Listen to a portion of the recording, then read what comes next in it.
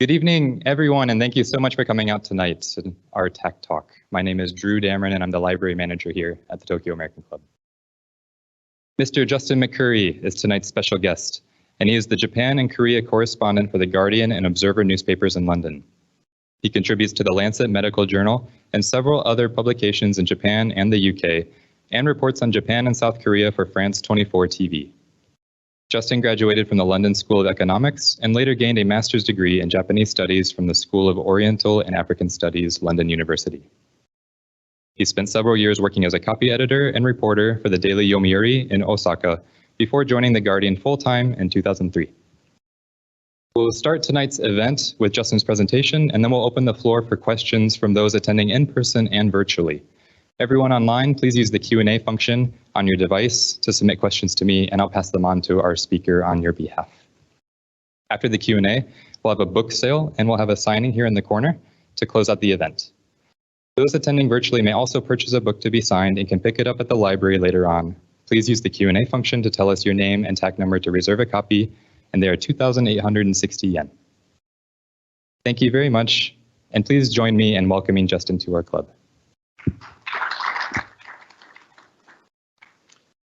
Well, hello, everyone. Thanks very much, Drew, for the kind invitation, and thank you to the Tokyo American Club for inviting me here tonight to drone on about my own book. It's a real pleasure. In fact, this is the first in-person promotional event or talk of any kind about my book that I've done since it was published in late June.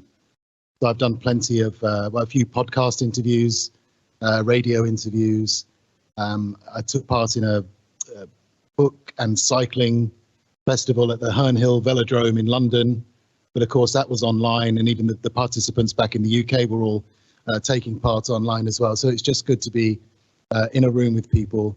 I will speak with my mask off. I'm a big believer in masks, so if you feel moved to buy a copy of the book later, please rest assured that I will be fully covered up when I sit over there and sign books. But it reminds me, just before the Olympics, and I'd been double vaccinated. I think the 2-week period after my second vaccination had just passed, and NBC, who were the main Olympic broadcaster, wanted to talk to me about the book. Obviously, with the track cycling being one of the big events at the Olympics, and they were still in quarantine, but they were allowed to work in the confines of their hotel, obviously. So they invited me and asked me to do the interview on the balcony of their hotel room. And after about 30 seconds of the interview, I could see the cameraman was behind the reporter, and the reporter said, "Why do you keep backing away from me, man?"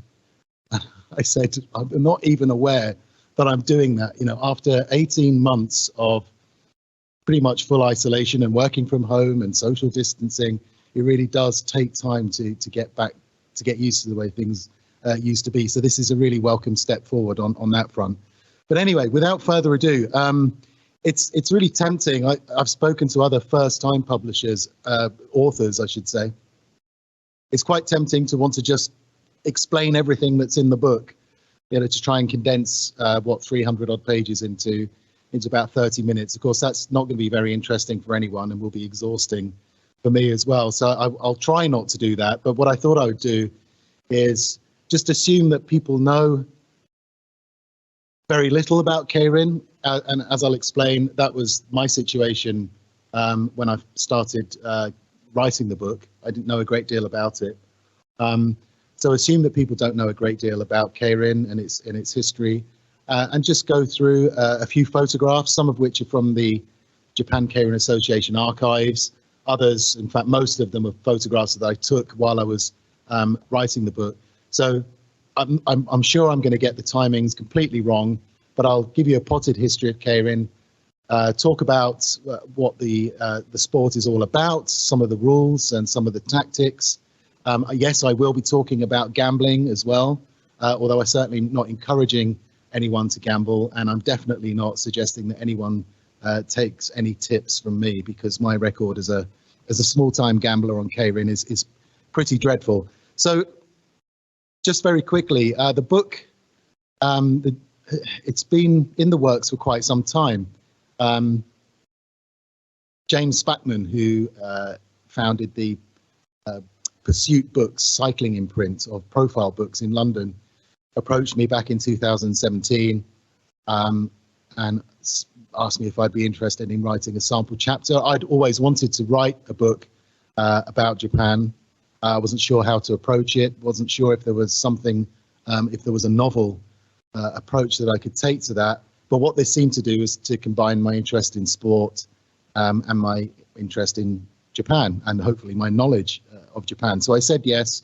I wrote a sample chapter that was approved, and then I set about researching the entire book. So I took a couple of 2.5, 3 months off work and traveled around Japan from Iwaki in Fukushima all the way down to Kokura in Kyushu. I went to South Korea, which is the only other country in the world that has a professional keirin circuit.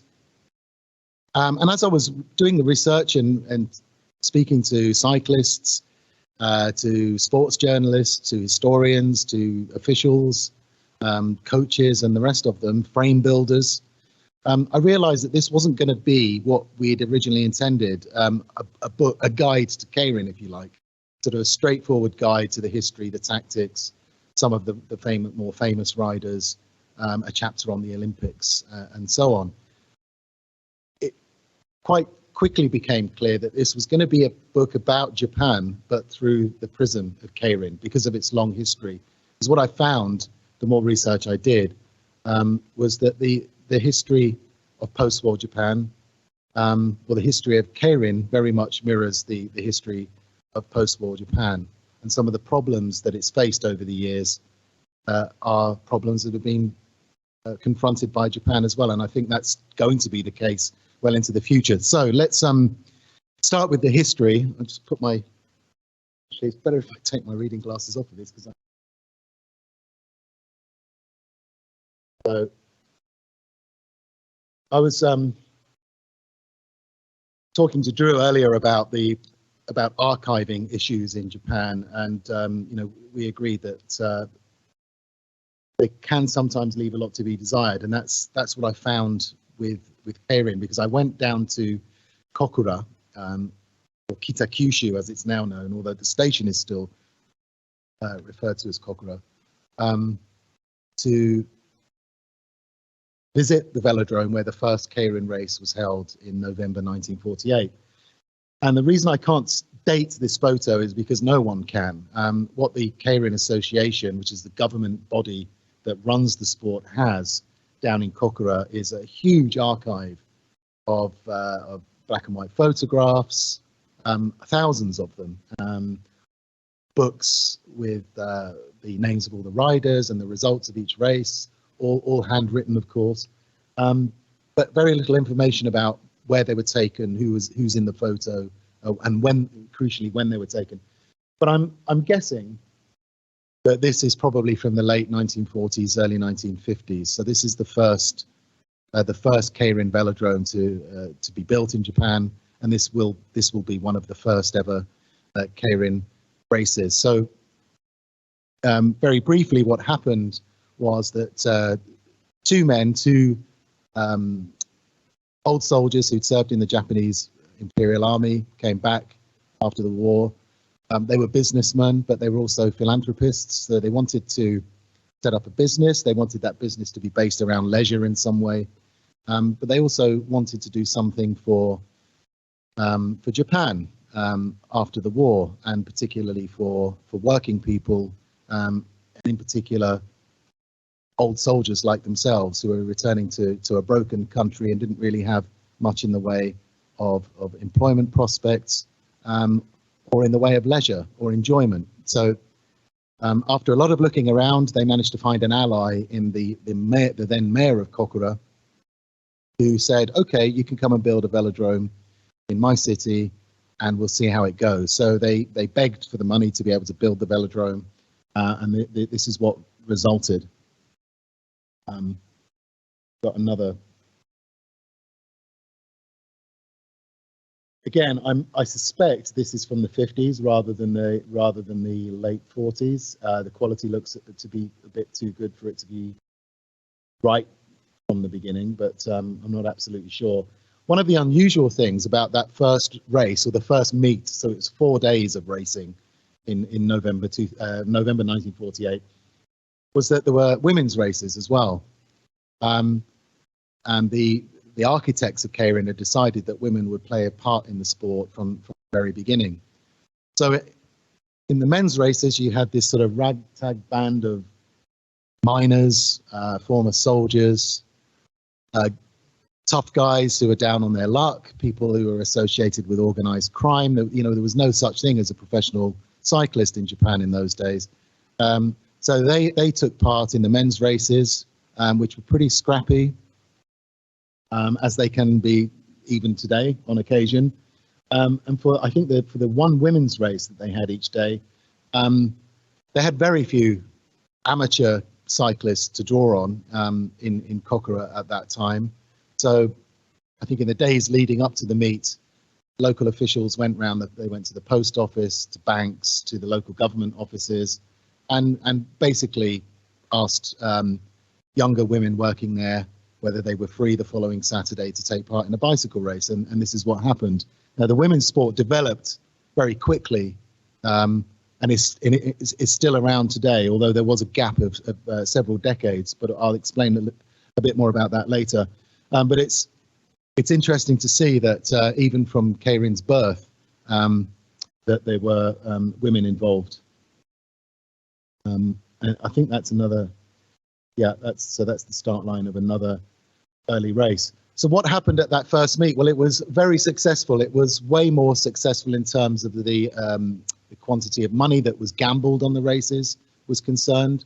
And this meant that within a few years, there were other parts of Japan looked to Kokura, saw how successful it was, saw that the velodrome was packed for every day of a meet, 3 or 4 days, that people were gambling and enjoying themselves.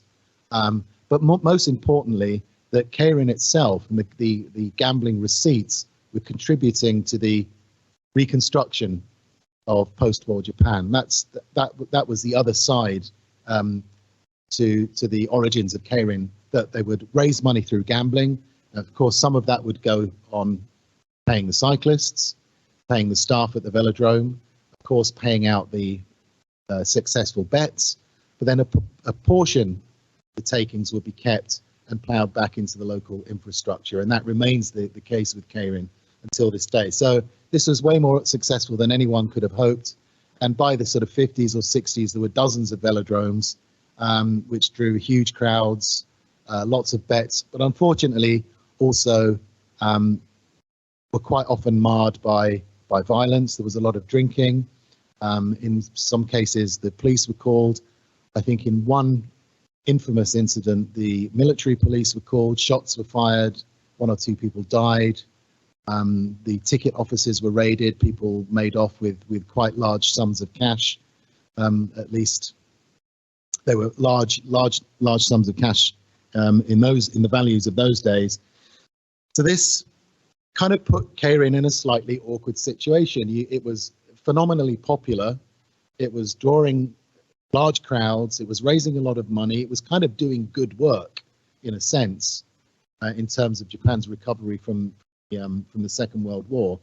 But it also had this dreadful reputation as attracting the sort of person that you really wouldn't want to meet on a dark night coming out of the pub.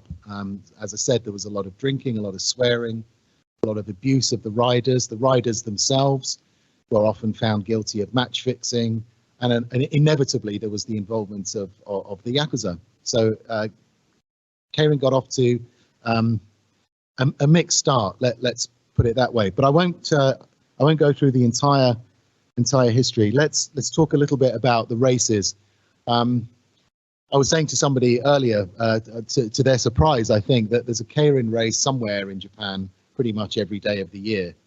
You go to the Japan Keirin Association website, you can find a schedule, and you'll see that there's a race on every day in one of about, I think, 41 or 42 velodromes. from Hakodate in the north all the way down to several velodromes in Kyushu, which seems to be a hotbed of keirin, certainly historically anyway. What happens at a meet is the night before, the 9 riders in a men's event will arrive at the venue and will go into lockdown, effectively, technological lockdown for the duration of the meet. This means they won't be able to mobile phones or tablets or anything that's internet ready, and this is obviously to prevent race fixing. So there's no contact with the outside world. And there are other rules that they also have to follow to ensure that keirin can protect its reputation as a clean sport, because failure to do that could mean the end of the sport itself. One of the main rules, and if you watch a keirin race, your eyes, I'm sure, will be drawn to the bicycles, and you'll think, well, they look a bit old-fashioned, and they sort of all look the same. While they are old-fashioned, I mean, the design and the material hasn't really changed since the 1950s.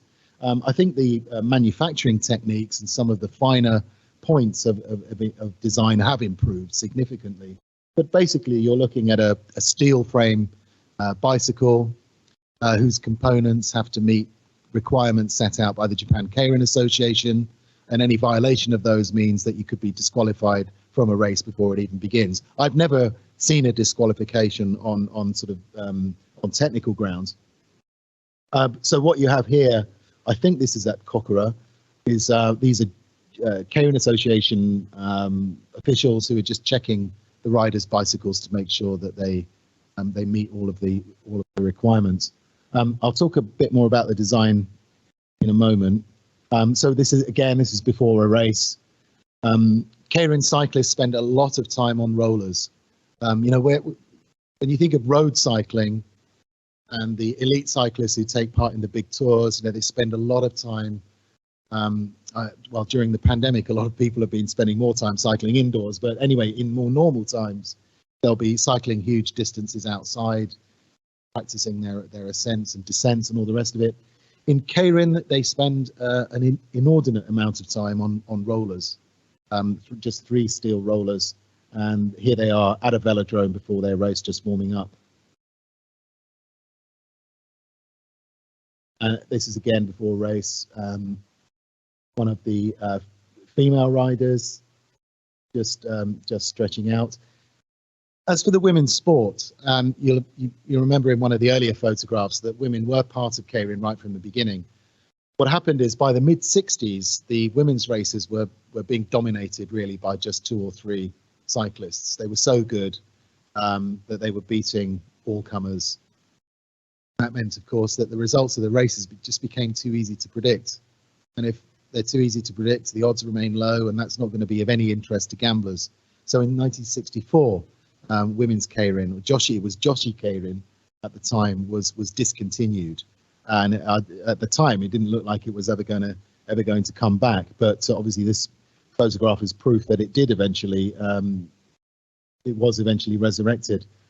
These are some of the cyclists just waiting to be called out onto the track for their race. You'll notice that again, I'm going to sort of make a comparison with road cycling when you see really colourful jerseys, but which are plastered with sponsors' names.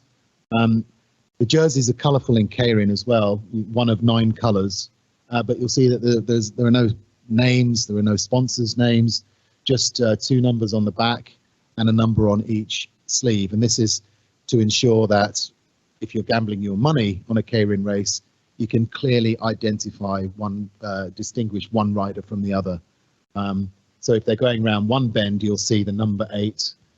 I mean, lots of people memorize them because through the colors, but you're always able to see which rider is in which position during the course of the race. And at this point, I've brought some props.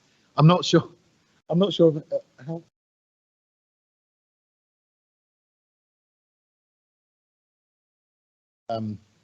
Keen cyclists among you might be excited by this, but what you can't see in that photo is Let me show you the. So these are all authentic garments that I bought sort of along the way. Velodrome shops for cyclists.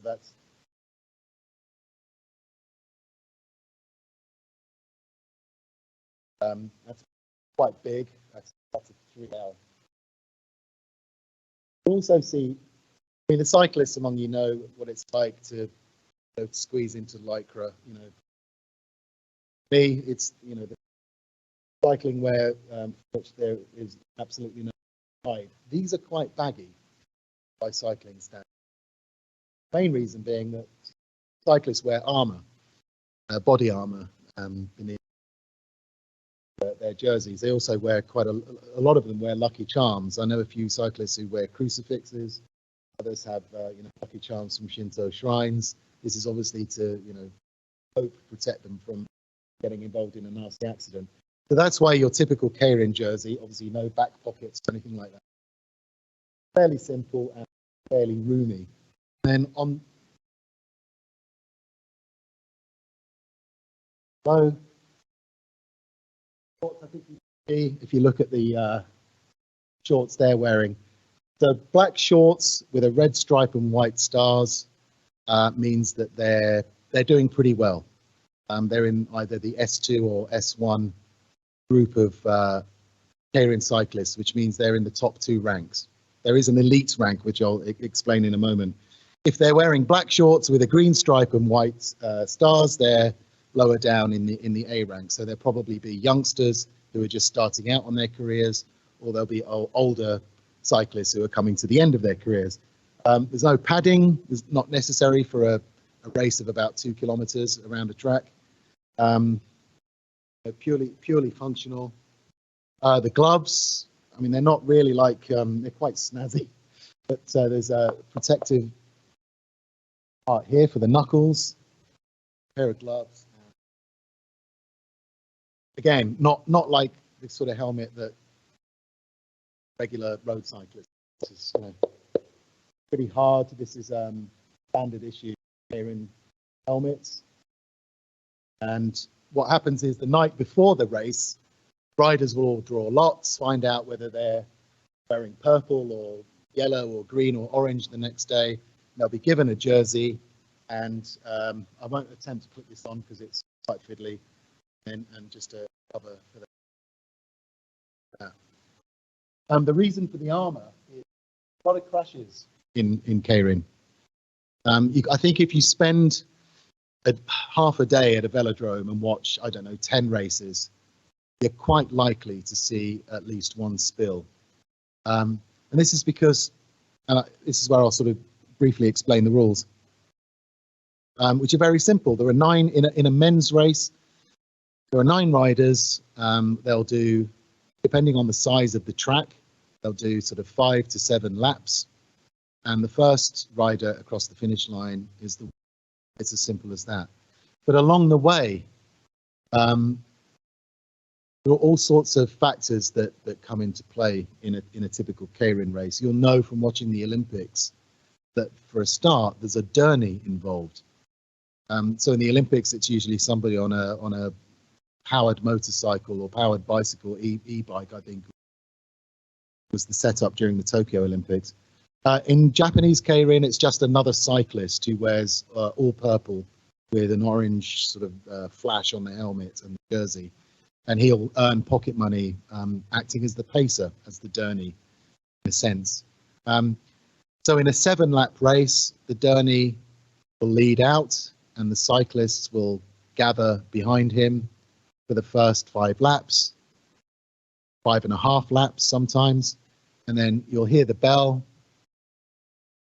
Then the pacer will leave the track, and this is the cue. In very simple terms, this is the cue for the cyclists to sprint to the finish. So you'll hear the bell when there's exactly a lap to go. But because this is Japanese keirin, it's not as simple as just 9 individual riders, each hoping to outsprint the others and win first prize. This is something that I discovered while I was doing my research. First of all, regional loyalties are extremely important in keirin. So when you watch a race, you'll notice that some riders seem to be collaborating, and this is usually because they're all from the same region. So in keirin terms, Japan is split into, I think, 7 blocks from north to south, or from, roughly speaking, 7 blocks. And if there are 3 cyclists in the same race and they all come from Kyushu, or they all come from the Kinki region, or they all come from Minami Kanto, you'll often find that they will collaborate. Well, how do they collaborate? Again, another kind of very Japanese element to keirin, if you like. There'll be a sort of kohai-senpai relationship going on. So the youngest rider, well, what does he have to do? He has to protect the other 2, the older ones, from the headwind. The headwinds can be the making or the breaking of a race for certain riders. If you're riding into a really strong headwind, it makes a very big difference. So the younger rider will often be at the front, in front of his teammates or his coaching, his training buddies, and his sole purpose will be to protect them from the headwind. So all these tactics and interpersonal elements at play during a keirin race that don't really appear to be that obvious to begin with, but the more races you watch, the more you learn about the individual cyclists, where they're from, how old they are, what their strengths and weaknesses are, the more you can begin to understand how they behave in certain ways during a race. And this is one of the things that I found most fascinating. And given that there's an element of collaboration, I've been asked this by a lot of people who say, well, that's not fair. How can it be a clean race? How can people bet in good faith when they know that even though there can only be one winner, there are any number of riders who are part of the same line or the same regional group who are collaborating with each other? Well, the reason it seemed to be fair is because the riders the night before a race will declare their tactics. So they will say, I'm going to be cycling in front of, I'm cyclist A, and I'm going to be riding in front of cyclist B, who's going to be in front of cyclist C. That will be my role in the race. And each of the riders will declare their tactics. So the punters know, if they're paying attention, when they place their bet, they know what certain cyclists are going to do. Now, that doesn't mean that it's easy to predict the result of a keirin race. I know to my cost, not huge cost, but I know that it's very difficult to predict the result of a keirin race. I've got more props, I'm afraid. Very difficult to see, and I won't hand it around, not in the age of COVID, but that's a betting ticket that you will get at a velodrome or an off-site betting centre. You fill in the name of the velodrome, the number of the race, what your bet is, first, second, third in any order, first, second, third in the exact order. There are several combinations. You fill that in, and then at the end state how much you're going to bet on each race. Quite simple once you get used to it. But you have the time and the eyesight. What a lot of people do is they'll refer to the keirin form guides, I should say. They usually come in the form of 2 newspapers, the Ao Keirin and the Aka Keirin or Akake newspapers, and this is from the talking of eyesight, Keirin Grand Prix of 2019. Something you would buy at the velodrome, when you go in, just to give you some sort of sense.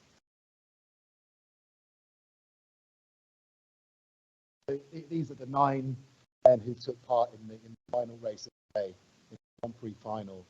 The first prize for which is $1.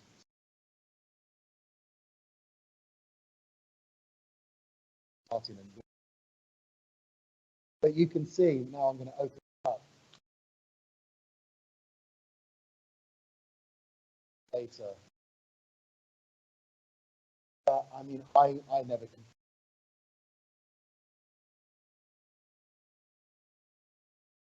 I found that there's everything in here, from basic statistics to results from the past 3 months, what position they were in on the back straights in the last 3 months, then perhaps their blood type, whether two particular riders have ever crashed with each other, their one-to-one record. In the end, I mean, I found that it was often just as useful in terms of my.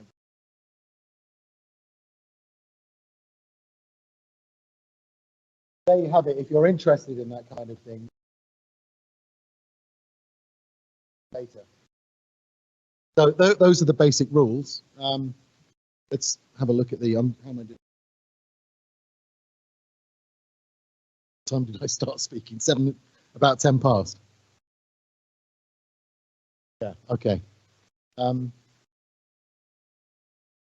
a look at some of those. So the guys getting ready.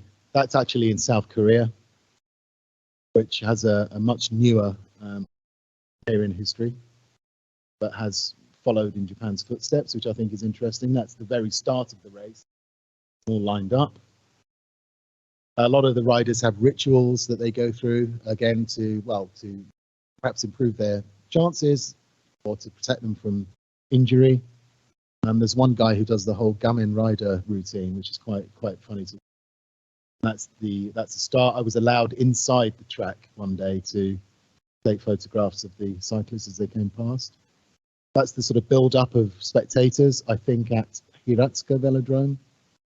So some races attract tens of thousands, and others, dozens of people. Really depends on the day and the event. Some more betting tickets. Lots of people eating and drinking before the races. This is Iwaki, which one of the problems in the early days was that velodromes are really unwelcoming places, particularly for women. In fact, the original velodromes were built without women's bathrooms, and they really weren't places that welcome women or young people generally at all. And that's started to change. A lot of velodromes are still pretty tatty places built, decades ago that could do with a bit of a refurbishment. But Iwaki in Fukushima Prefecture is one of the exceptions. I think the nicest, possibly the nicest velodrome I went to on my travels, and that's a view from up in the stands. That's mid-race. So this, I think, would be at the point where they're still in a line and still performing their individual roles. And that's a sort of sprint, the latter stages of the race. There you can see the pacer. That's in a different race.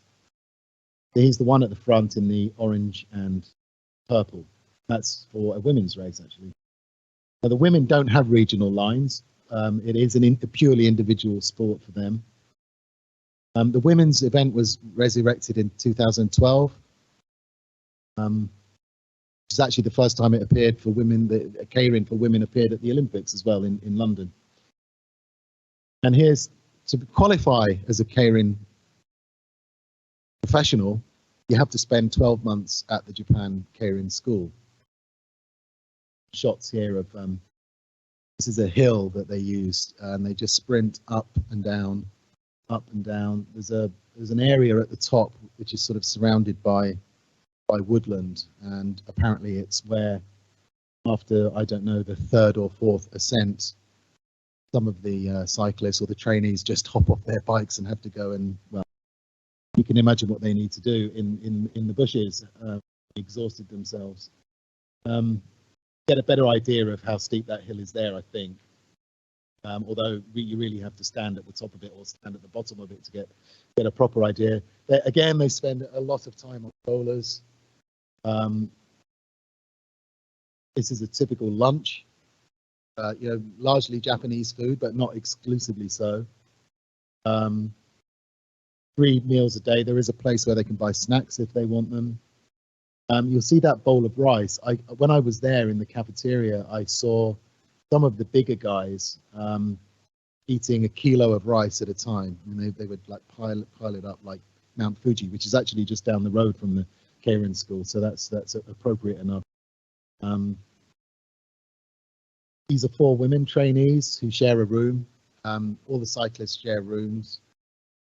So they're not allowed to watch TV. They're just watching repeats of the day's training sessions.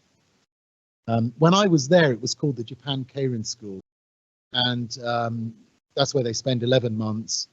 There are, I don't know, a couple of hundred men and a much smaller number of women. They're basically kept apart for the entire time. There were no mobile phones allowed. I think it was only once a month or something like that. They were allowed to call home on public phones in the reception area of the school at an appointed time and for a limited amount of time.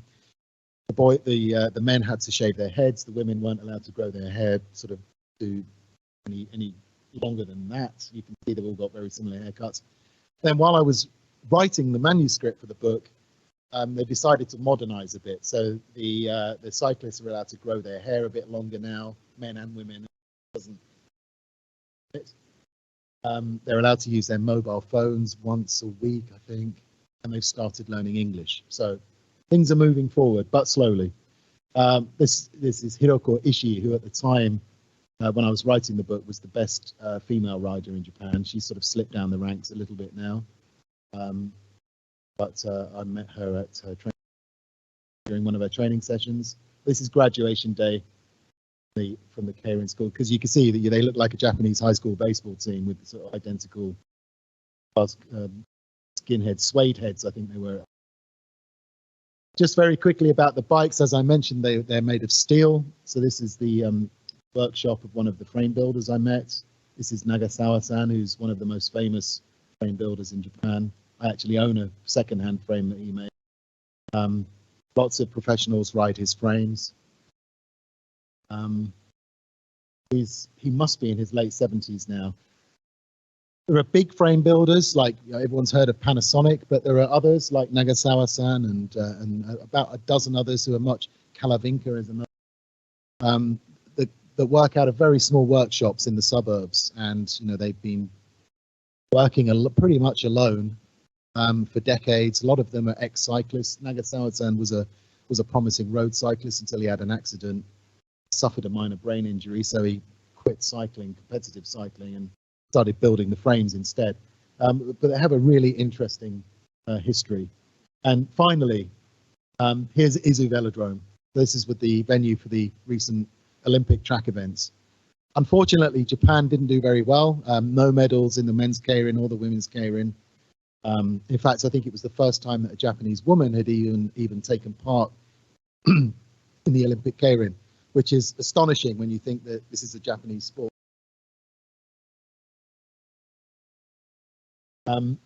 That's bike in the foreground is one that I borrowed from a professional so that I could have a cycle around the track with a friend. You can see that there are no brakes. It's a fixed wheel, so if you're moving forward, the pedals keep turning. There's no coasting. It's absolutely petrifying at first, but great fun once you get used to it. And sorry, that's me pretending I've won the gold medal in the keirin Olympic final. And of course, I done no such thing. Why has Japan fared so badly in the Olympics? I think the main reason is you've got a pool of 2,300 professionals, most of whom would rather remain professionals and devote themselves to the professional sport for the simple reason that if they do well enough at it, they can earn a lot of money, and they're just not willing to take time away from professional keirin to travel around, taking part in international cycling events and getting ready for the Olympics. So until keirin can find a way of changing that, I think this is going to be a perennial problem for Japan. But fingers crossed for Paris in 3 years' time. Okay, I've gone on enough. I'd love to hear your questions.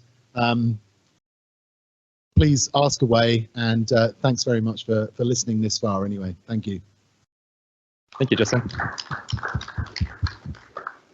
If anyone has any questions, feel free to use the microphone over here. We'll also be taking some virtually as well if you'd like to type them in.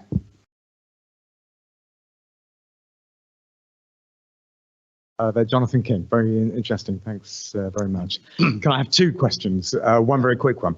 Are the riders freelancers or are they employees of someone else? Yeah. They're essentially freelance. They don't have agents. They don't. Okay. No. The only sense in which they belong to a team or an official structure is that they will generally train at the same velodrome, their local velodrome, with a dozen, 2 dozen other. And there's a lot of collaboration, and they obviously. But essentially, they're on their own, and they manage their own financial affairs, and they decide which races they take part in. Obviously, before they participate in, the more money they spend. I was very struck by how much money you said was available for the the big top, races, for the top it's guys. phenomenal, yeah. And my second question is, I'm a fan of World Tour road cycling, and I've always been struck by how few Japanese cyclists there are in the World Tour. Could you give, is there a reason for that, or what do you think the reason is? I think there are a few people in the room, including yourself, who could probably answer that question better than I can. I don't know. As far as I can see, I don't think cycling is promoted enough in schools. I don't think women's cycling is taken seriously enough in Japan. The fact that keirin was resurrected, women's keirin was reintroduced into almost 20 years ago almost 10 years ago, as girls' keirin with pink jerseys and shorts, kind of. I think it needs a serious rethink and a serious rebranding. So, unless you can catch would-be cyclists at an early age, then the situation with the tours is going to be the same as far as Japanese athletes.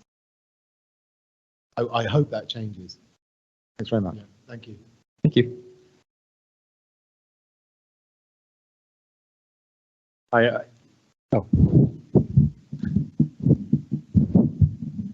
was just wondering what advice you could give for somebody who hasn't been to a keirin race yet, how to go, because I've wanted to go. I've looked at the website. It's very Japanese. Yeah. And just trying, how do we get there? What's the sort of easiest way to intro into watching the sport?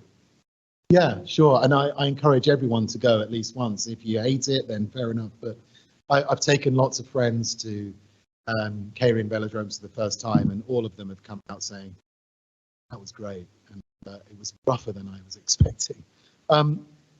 Unfortunately, the keirin Association website's the most comprehensive, but and it is a little bit difficult to navigate.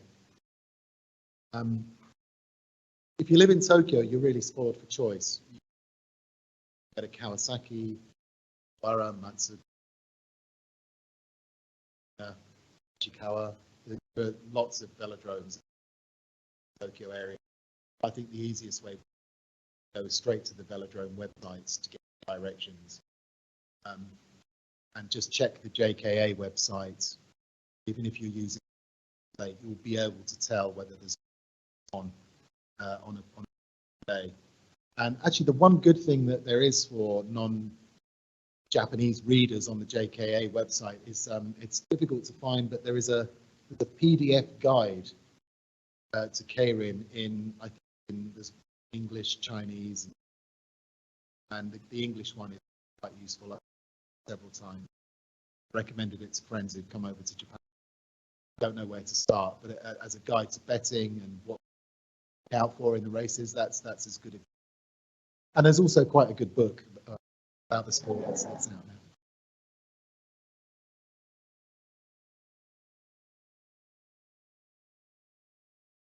Justin, a couple of quick questions first, either end of the sport. First of all, how does a teenager apply to become a keirin cyclist? And how good has he got to be? Does he have to pre-qualify or something to even get in the school? And secondly, if you were doing this talk in 25, 30 years' time, where do you think keirin is going to be as a sport at that point in time? Right, thank you. Well, you have to have completed your education up to senior high school to apply for the. It's called the. It's not the. You are given a series of physical tests like a standing jump and one or two other things. There's a written test as well. You are timed on a bicycle, but I don't think it's necessarily a keirin bicycle. and there are no minimum times. They basically take a look at would-be recruits and see how they perform, interview them, get an idea about their attitude, and then decide whether it looks like worth giving them a place at the next 11 months. Most people who apply don't get in. I think the pass rate is about 10%, so it's Japanese university. And the second question was, in 30 or 40.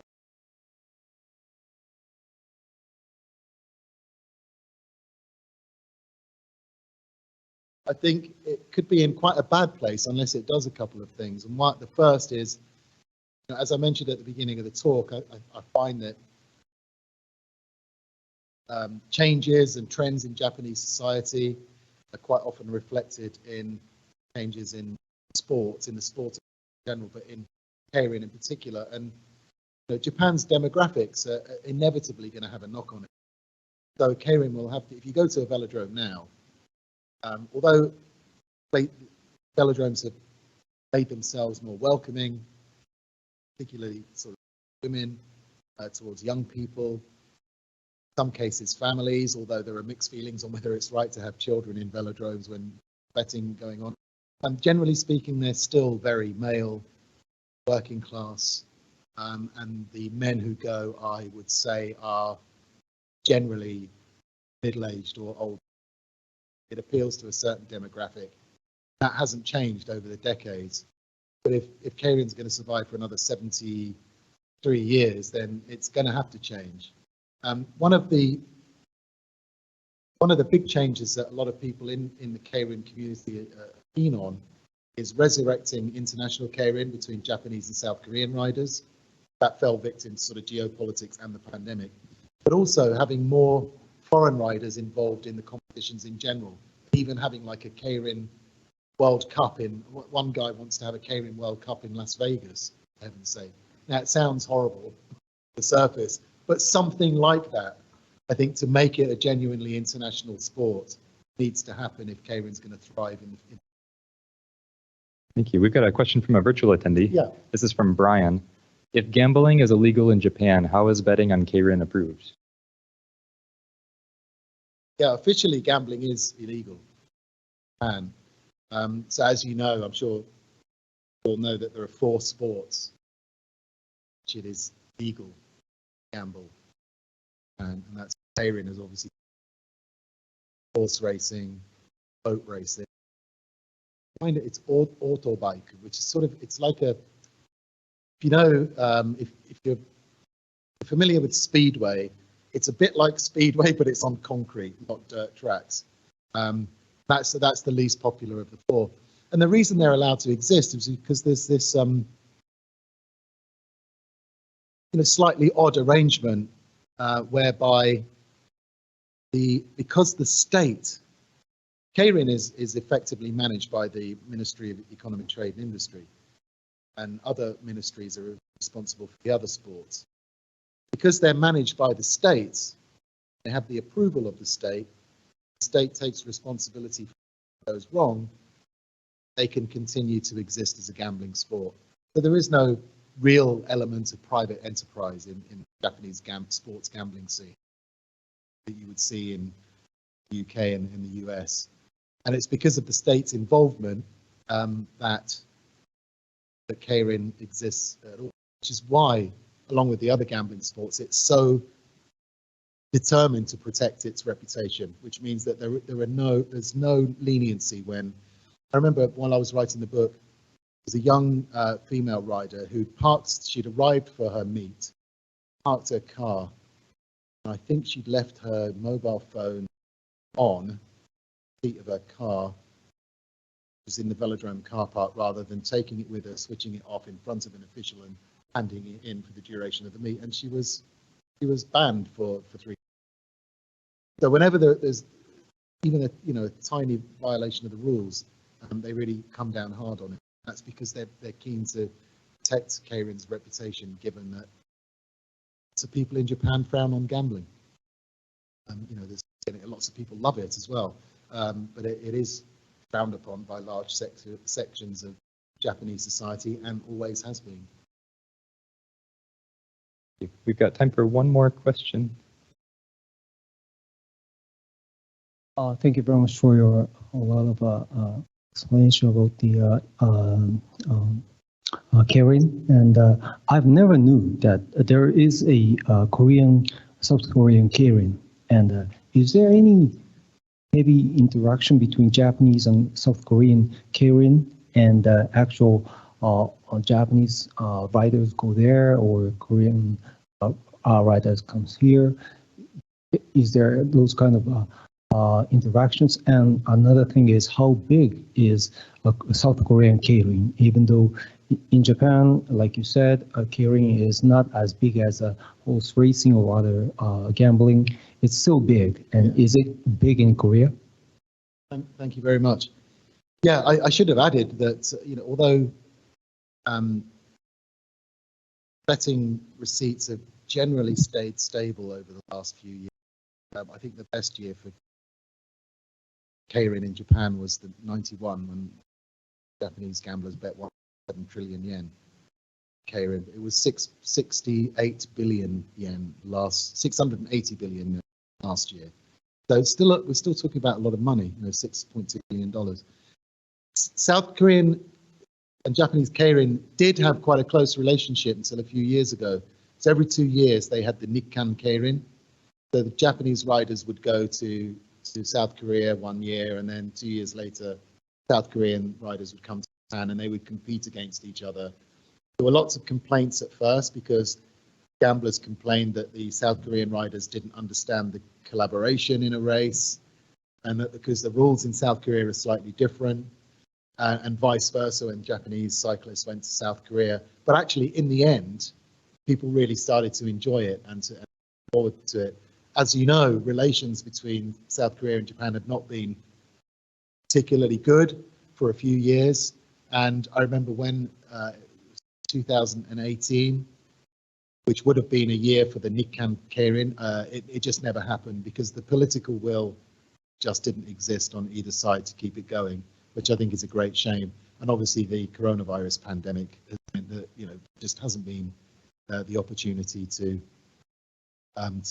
hold the Nikkan keirin again. I think the South Korean scene is much smaller. There are only 4 velodromes there, I think. The number of riders is much smaller. The prize money is a lot smaller.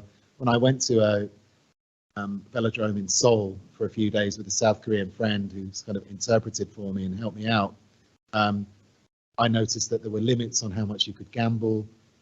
So the gambling laws in South Korea are much stricter than they are even here. So there are quite big differences. Thank you very much.